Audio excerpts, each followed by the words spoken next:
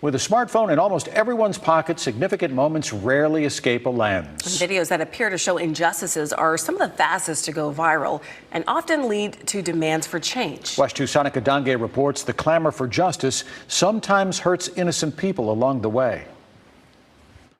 Social media, no doubt one of the most powerful tools, a way to instantly disperse information, connect with other users, and call for action. There is an African-American man. I am in Central Park. He is recording me and threatening myself and my dog. In May of 2020, a woman in Central Park was seen on camera calling the police to report a black man who had asked her to leash her dog in an area where it was mandated. Please don't come close to me. Please take your phone off. Please don't come close to me. The internet was quick to identify the woman, and within 24 hours, she had given up her dog, publicly apologized, and been fired from her job.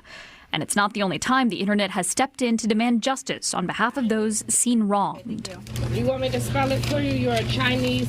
An incident in June of this year at King Cajun Crawfish in Orlando quickly garnered the same response. Who gives a about the police? What they gonna do? I say it in front of them, you're a Chinese. Now what?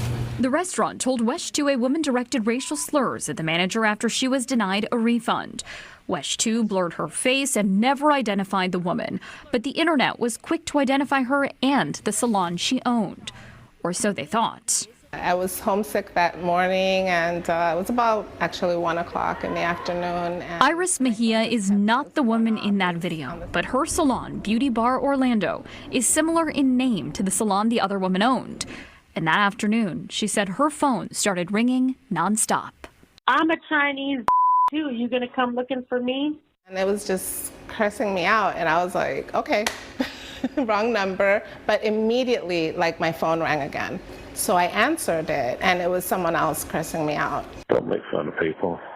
I imagine I'm not the only phone call you're going to get. I was just like so nervous because I had no idea where this was coming from, what was happening. At the salon, she also found the voicemail box full. It's pretty darn brave of you to call somebody a racist comment while they're making your food. She fielded dozens of these calls in absolute confusion until Iris was finally directed to watch the video, when she realized she was being wrongly targeted.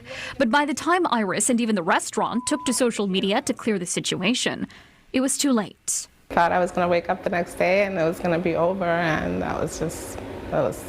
every day it was getting worse and worse. I think this is an example of how dangerous online misinformation can be.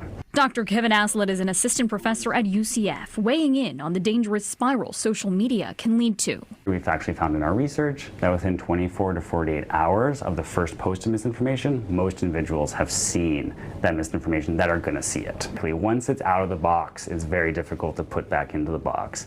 A reality Iris found herself in for days. A man even ran into her salon one day yelling, "You racist." They kept calling saying that they were going to burn my down, is what they would say. And I kept getting that phone call over and over again, and I was terrified that they were going to burn this house down. But, they did scribbled and spelled things wrong. But,